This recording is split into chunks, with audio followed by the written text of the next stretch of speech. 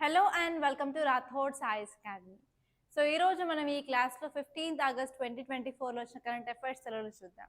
So first of all మీ అందరికీ I wish you very happy independence day.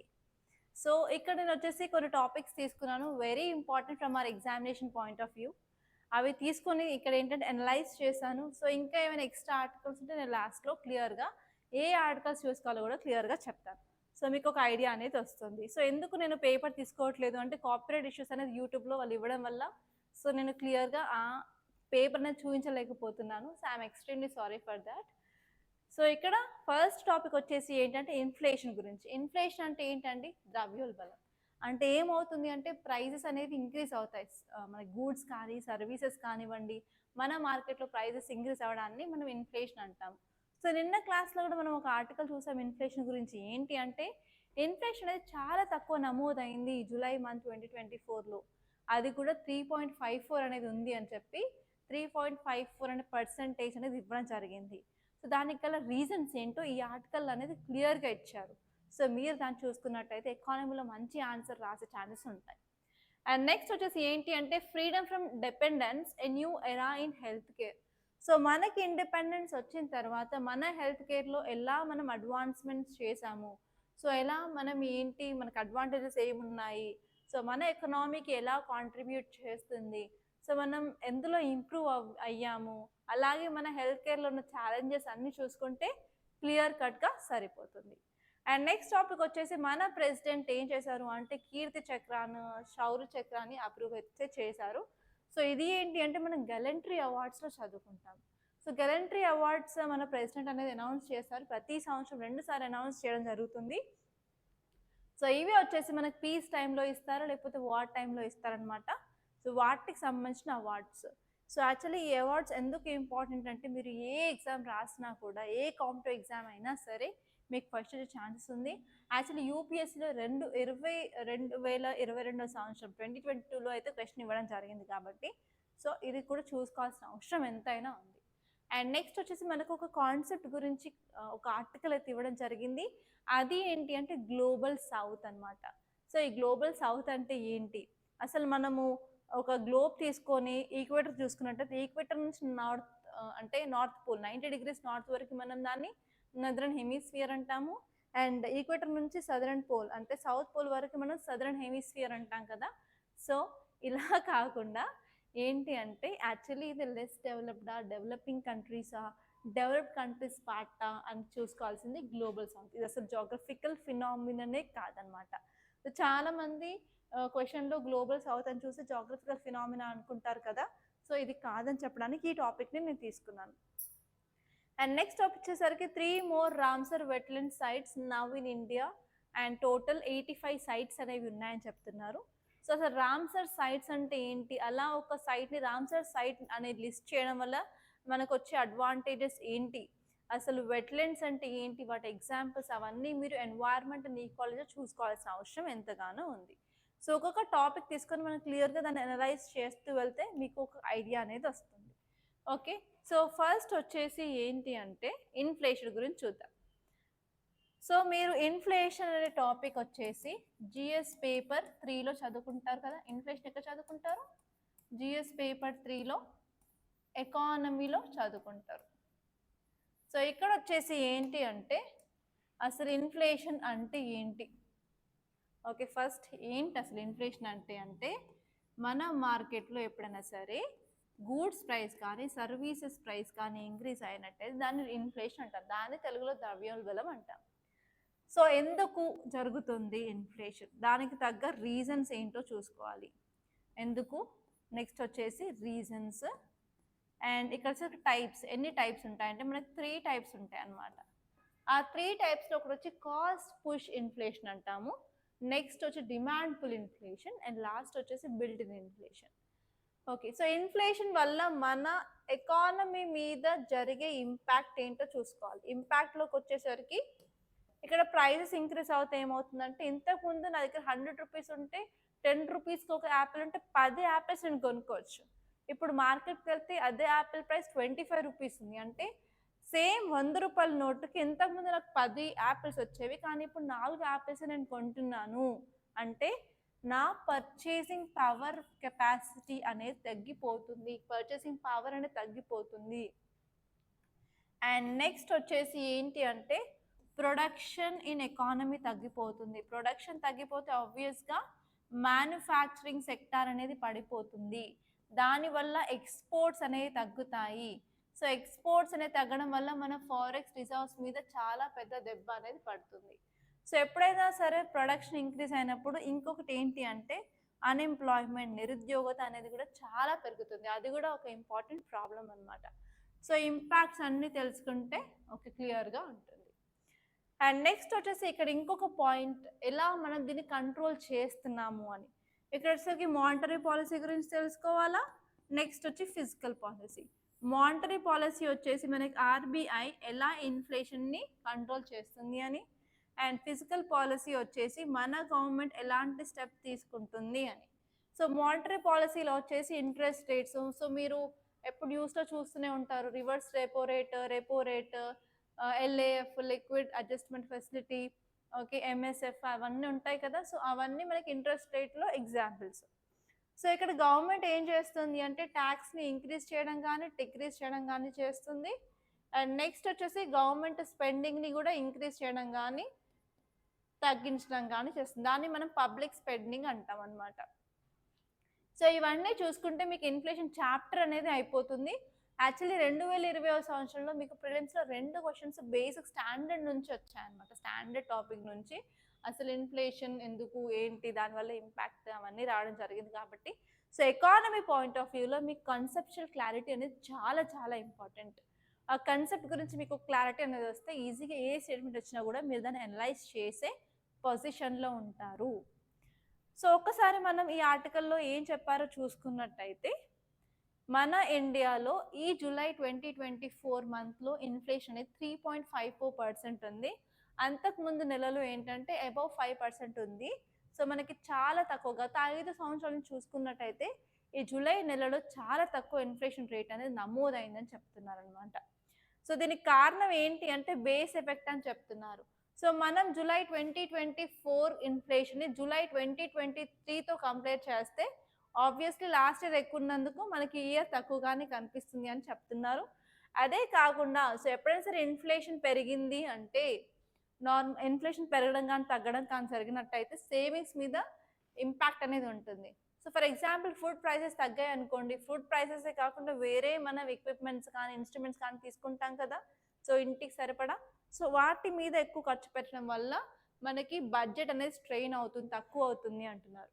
So ఈ July నెలలో ఏంటి అంటే వెజిటేబుల్ ప్రైస్ అనేది చాలా తక్కువగా ఉంది, అందుకని ఫుడ్ ఇన్ఫ్లేషన్ తగ్గింది అంటున్నారు. సో ఎప్పుడైనా సరే మీరు కూరగాయలు తీసుకున్నట్టయితే పాట్ మీద ఫోకస్ చేయాలి. పాట్ అంటే కుండ కాదు, పి అంటే పొటాటో, ఓ అంటే ఆనియన్, టీ అంటే టమాటో, ఆర్ఎల్స్ మీరు టాప్ అని కూడా గుర్తుపెట్టుకోవచ్చు. టాప్ కానీ పాట్ కానీ మీ ఇష్టం.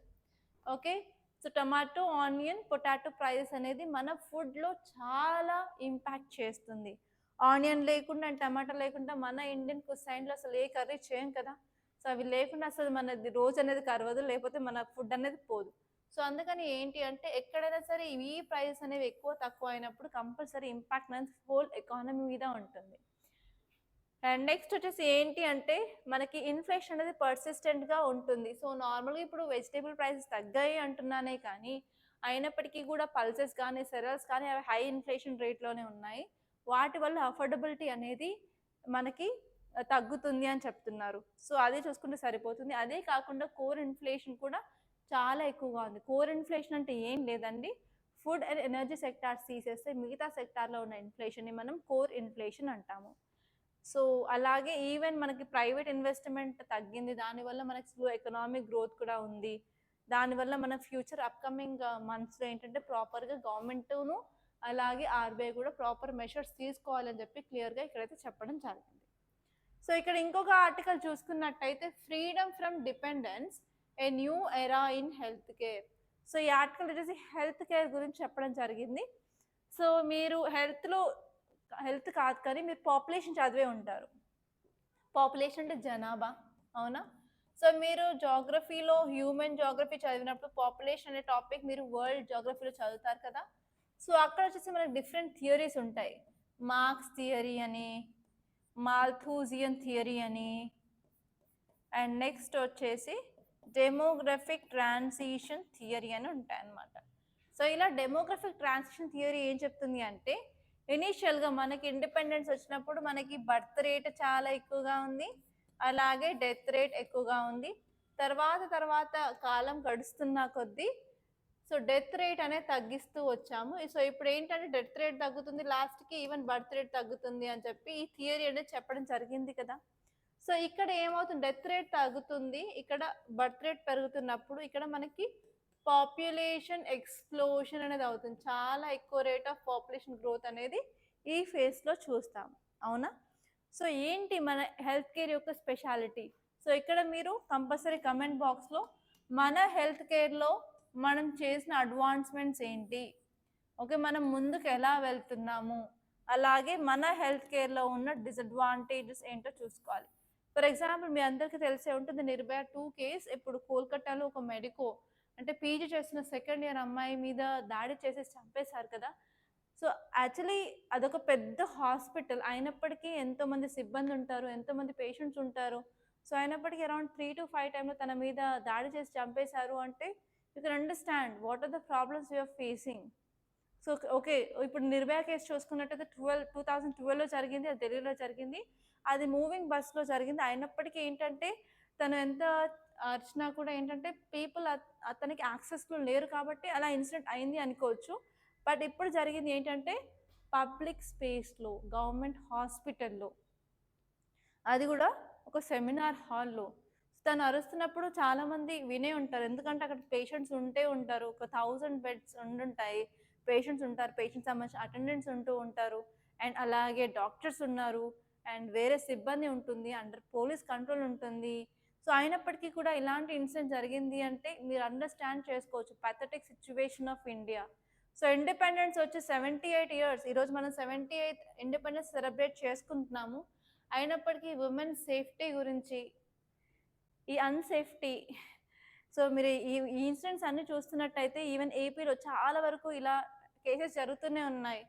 సో అమ్మాయిల మీద, చిన్న పుట్టిన పిల్లల దగ్గర నుంచి ఈవెన్ ఇప్పుడు పెద్దవాళ్ళ వరకు ఎక్కడా సేఫ్టీ అనేది లేదు. అట్లాంటప్పుడు నేను నార్మల్గా ఉమెన్ పార్టిసిపేషన్ తక్కువ ఉంది, ఉమెన్ పార్టిసిపేషన్ రావాలి అంటే ఇలాంటి కేసెస్ చూసినప్పుడు ఏంటంటే అమ్మాయిల్లో వెన్నులో వణుకు పుడుతుంది, సో బయటకు రావాలి అంటే. సో ఇలాంటి ఈవెంట్స్ జరుగుతున్నప్పుడు సో మనం ఇండిపెండెన్స్ డే చేసుకుంటున్నాము, బట్ 100 ఇయర్స్ అయినా కూడా ఉమెన్ సేఫ్టీకి ఎన్ష్యూర్ ఇస్తారా లేదా అని పెద్ద క్వశ్చన్ మార్క్గా మారింది. అండ్ ఇది అభద్రత ఉన్న దేశం కానీ చెప్పుకోవడానికి మన దగ్గర చాలా ఎగ్జాంపుల్స్ అయితే ఉన్నాయి, ఎస్పెషలీ ఉమెన్ సేఫ్టీ కోసం. సో మీరు future IAS officers, IPS officers అయితే సో అట్లీస్ట్ కొంతమంది అయినా సరే ఉమెన్ సేఫ్టీ మీద ఫోకస్ చేసేసి కొన్ని మెజర్స్ అనేది తీసుకురావడం వల్ల అట్లీస్ట్ ఉమెన్ పార్టిసిపేషన్ అనేది 1% పెరిగినా కూడా చాలా యూస్ఫుల్గా ఉంటుంది మన ఎకానమీకి.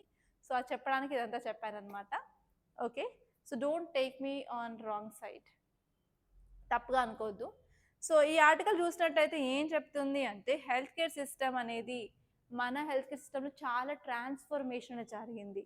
ఇలా మనం అడ్వాన్స్మెంట్స్ టెక్నాలజీలో అయినా సరే, మన దగ్గర డాక్టర్స్ అయినా సరే, మనకున్న ఎక్స్పీరియన్స్ అయినా సరే, ట్రైనింగ్ అయినా సరే, ఫార్మాస్యూటికల్ ఇండస్ట్రీ అయినా సరే, సో ఇవన్నీ డెవలప్మెంట్స్ అనేవి జరిగాయి కాబట్టి ఏంటి అంటే మన హెల్త్ సిస్టంలో చాలా ట్రాన్స్ఫర్మేషన్స్ అనేవి చూసాము. సో అందుకని ఏంటి అంటే మన దగ్గర మెడికల్ టూరిజం అనేది బ్లూమ్ అవుతుంది. వివిధ కంట్రీస్, వివిధ దేశాల నుంచి ఇండియాకి వచ్చి మెడిసిన్స్ అండ్ ట్రీట్మెంట్ కోసం, ఆపరేషన్ సర్జరీస్ కోసమే వస్తున్నారనమాట. సో ఈవెన్ నేను నా ఇంటర్న్షిప్ కిమ్స్ హాస్పిటల్ సికింద్రాబాద్లో చేశాను, అది కూడా గ్యాస్ట్రోఎంట్రాలజీలో చేశాను.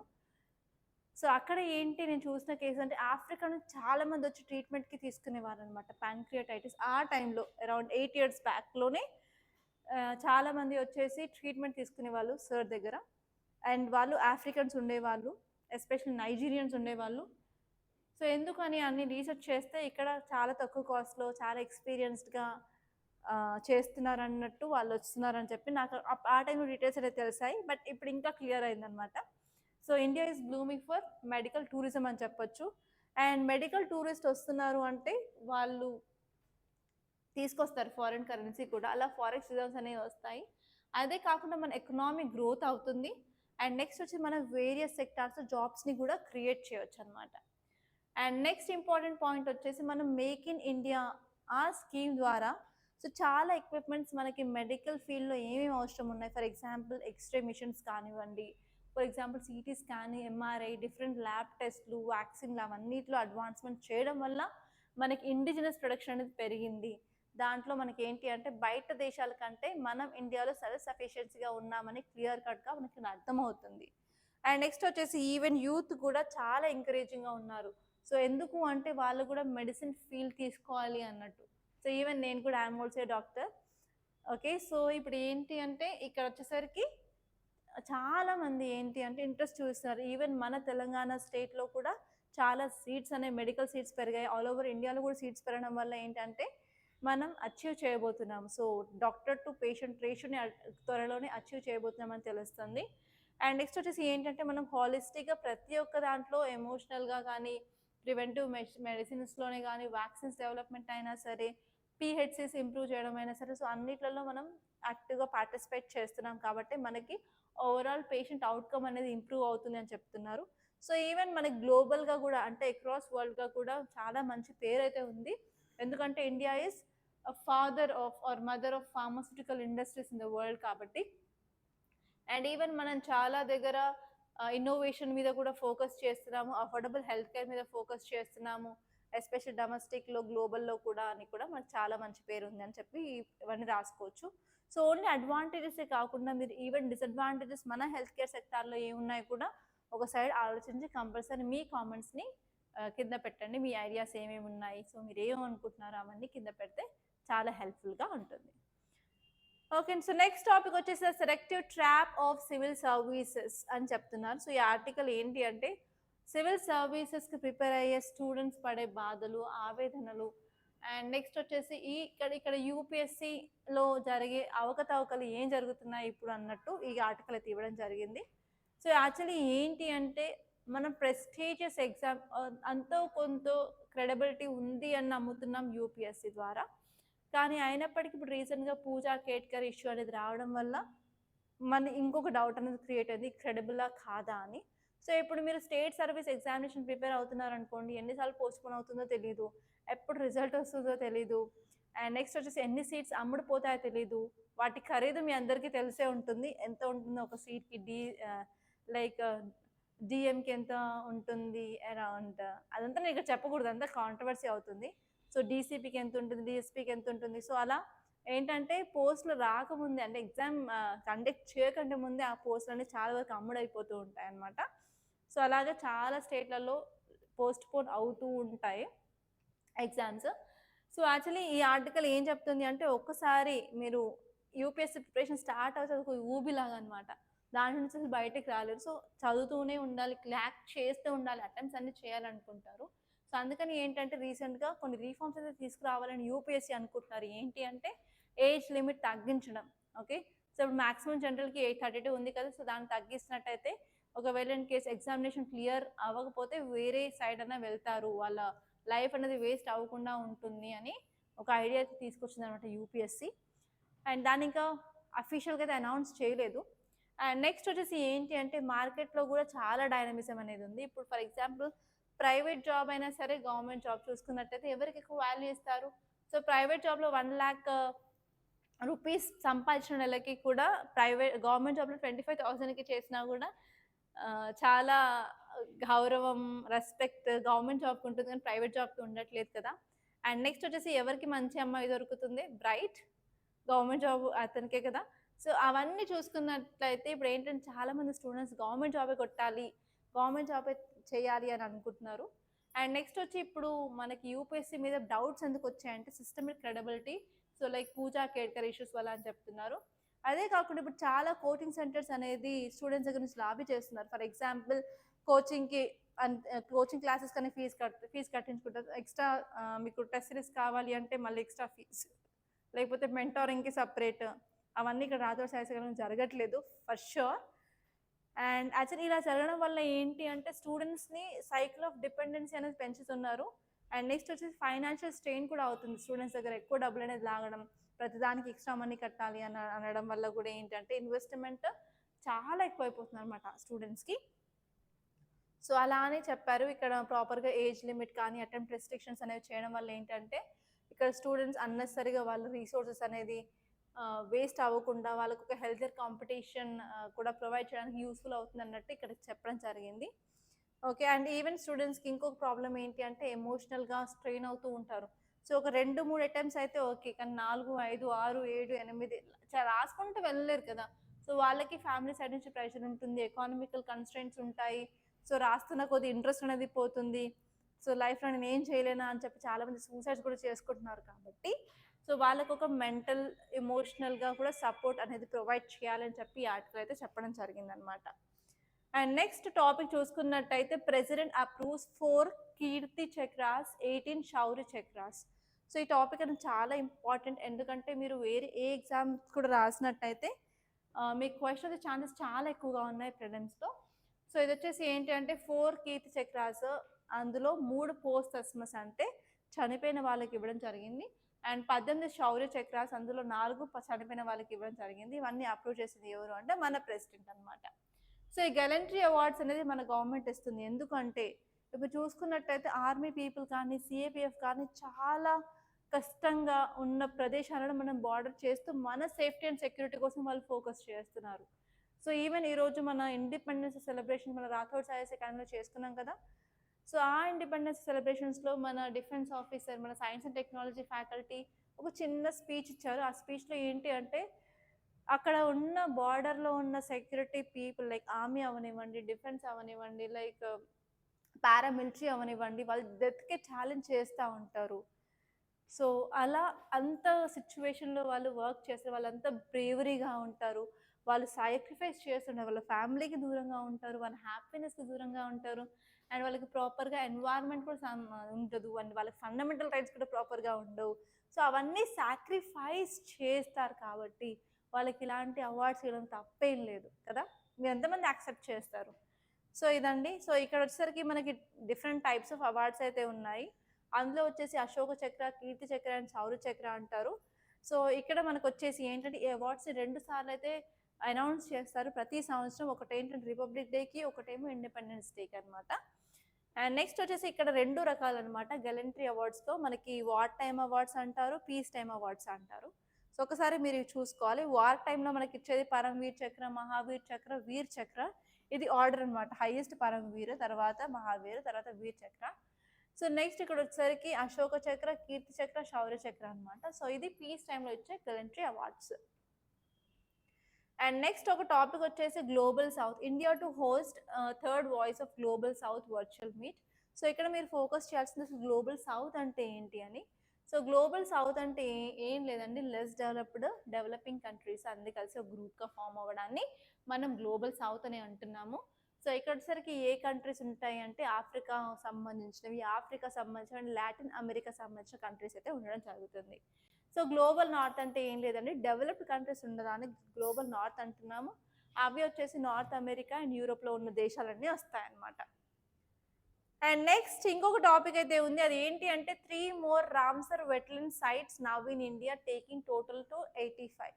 సో ఇప్పుడు మొత్తం వచ్చేసి రామ్సర్ వెట్లాండ్ సైట్స్ ఎన్ని ఉన్నాయండి ఇండియాలో అంటే 85కి రీచ్ అయింది. సో ఇప్పుడు ఆ 3 కొత్తవి ఏంటో చూసుకోవాలి. ఆ 3 కొత్తవి ఏంటి అంటే ఫస్ట్ నంజరాయన్ అండ్ కుజువేలి బర్డ్ సాంచురీస్ ఎక్కడ ఉన్నాయంటే తమిళనాడు స్టేట్. అండ్ నెక్స్ట్ వచ్చేసరికి తవా రిజర్వాయర్ ఇన్ మధ్యప్రదేశ్. సో మీకు ఇక్కడ క్వశ్చన్ వచ్చే ఛాన్సెస్ ఎలా ఉన్నాయి అంటే అది సాంచురీ పేరు, ఓకే, ఆర్ఎల్స్ రామ్సర్ వెబ్సైట్ పేరు ఇస్తారు. అండ్ నెక్స్ట్ వచ్చేసి ఏ స్టేట్లో ఉంది అని ఇస్తారు, లేకపోతే 2024లో యాడ్ అయిన లిస్ట్ ఏంటి అని కూడా క్వశ్చన్ వచ్చే ఛాన్సెస్ చాలా ఎక్కువగా ఉన్నాయి. సో ఇక్కడ మీరు తెలుసుకోవాల్సింది ఏంటి అంటే ఇప్పుడు మోర్ అండ్ మోర్ లిస్ట్ అనేవి మనం ఇంక్రీజ్ చేసుకుంటూ వెళ్తూ ఉంటే ఏంటంటే గవర్నమెంట్ ఆఫ్ ఇండియా ప్రాపర్గా వెట్లాండ్ మీద ఫోకస్ చేస్తుంది. కన్జర్వేషన్ చేయాలి, బయోడైవర్సిటీ మెయింటైన్ చేయాలి, ఎకలాజికల్ హెల్త్ మెయింటైన్ చేయాలని మనకు అర్థమవుతుంది. అండ్ అదే కాకుండా మనం టూరిజంని కూడా ఇంప్రూవ్ చేయొచ్చు. సో ఎప్పుడైనా సరే టూరిజంని ఇంప్రూవ్ చేస్తున్నాము అంటే మనకి ఎకనామిక్ గ్రోత్ ఉంటుంది, లైవ్లీహుడ్ ఆపర్చునిటీస్ క్రియేట్ చేయొచ్చు, లోకల్ వాళ్ళకి ఎంప్లాయ్మెంట్ కూడా మనం క్రియేట్ చేయడానికి ఛాన్సెస్ ఎక్కువగా ఉంటాయి. అండ్ నెక్స్ట్ వచ్చేసి ఏంటంటే జియోగ్రఫికల్ డైవర్సిటీ కూడా చాలా చాలా ఎక్కువగా ఉంటుంది. సో వాటిని ప్రొటెక్ట్ చేయడం అనేది మన గవర్నమెంట్ యొక్క ఇంపార్టెంట్ రెస్పాన్సిబిలిటీ. అండ్ ఈవెన్ మనం రామ్సర్ లిస్ట్లో పెట్టాము అంటే రామ్సర్ క్రైటీరియా అనేది ఇంటర్నేషనల్ కదా, సో మనం ఇంటర్నేషనల్ స్టాండర్డ్ కూడా ఫాలో అవుతున్నాం, అలాగే మన ఇండియాస్ కన్సర్వేషన్ కూడా ఫోకస్ చేస్తున్నాం అని క్లియర్ కట్గా తెలుస్తుంది అనమాట. సో ఈవెన్ ఒక సైట్ని అక్కడ పెట్టాము అంటే మనకు ప్రాపర్ ఫండ్స్ కూడా రావడం అయితే జరుగుతుంది. సో ఇవన్నీ మీరు చూసుకుంటే క్లియర్ కట్గా తెలుస్తుంది. ఇక్కడ మీరు తెలుసుకోవాల్సిన కొన్ని ఫ్యాక్ట్స్ అయితే ఉన్నాయి. సో ఎప్పుడైనా సరే ఒక సైట్ని రామ్సర్ సైట్ లిస్ట్ కింద పెట్టినప్పుడు ఏంటి అంటే, సో మనం ఎకలాజికల్ క్యారెక్టర్ని మెయింటైన్ చేయొచ్చు. సో ఓవరాల్ మన వరల్డ్లో 2400 సైట్స్ అనేవి ఉన్నాయన్నమాట. అవి వచ్చేసి 2.5 మిలియన్ స్క్వేర్ కిలోమీటర్ని కవర్ చేస్తూ 171 కంట్రీస్ వాళ్ళకి ఉన్నాయన్నమాట. అండ్ నెక్స్ట్ ఫస్ట్ సైట్ వచ్చేసి కోబర్గ్ పెనిన్సులా, అది ఎక్కడ ఉందంటే ఆస్ట్రేలియాలో ఉంది. అది వచ్చి 1974లో దాన్ని డిక్లేర్ అనేది చేశారు. అండ్ నెక్స్ట్ వచ్చేసి ఏంటంటే ఎక్కువ రామ్సర్ సైట్స్ అనేది ఉన్నది యూఎస్లో, యూకేలో, దాని తర్వాత నెక్స్ట్ వచ్చేసి మెక్సికోలో అనమాట. కానీ ఎక్కువ ఏరియా అనేది ప్రొటెక్షన్లో ఉంది బొలీవియా అనమాట. సో ఈ పాయింట్స్ తెలుసుకుంటే సరిపోతుంది. సో ఇవండి ఈరోజు మన కరెంట్ అఫైర్స్లో వచ్చిన ఇంపార్టెంట్ టాపిక్స్. ఇవి చూసుకుంటే మీరు ఎగ్జామ్కి కంపల్సరీ మెయిన్స్ అండ్ ప్రిలిమ్స్కి కవర్ అవుతుంది. సో కంపల్సరీ మన ఈ క్లాస్ మీకు నచ్చినట్టయితే లైక్ చేయండి, షేర్ చేయండి, అలాగే ఉషా మ్యామ్ రాథోడ్స్ ఐఎస్ అనే ఛానల్ని మాత్రం సబ్స్క్రైబ్ చేసుకోండి. అండ్ ఈవెన్ మనకి ఇంగ్లీష్ ఛానల్ కూడా ఉంది రాథోడ్స్ ఐఎస్ అకాడమీ అని, వీలైతే దాన్ని కూడా సబ్స్క్రైబ్ చేసుకోండి. Thank you so much for watching.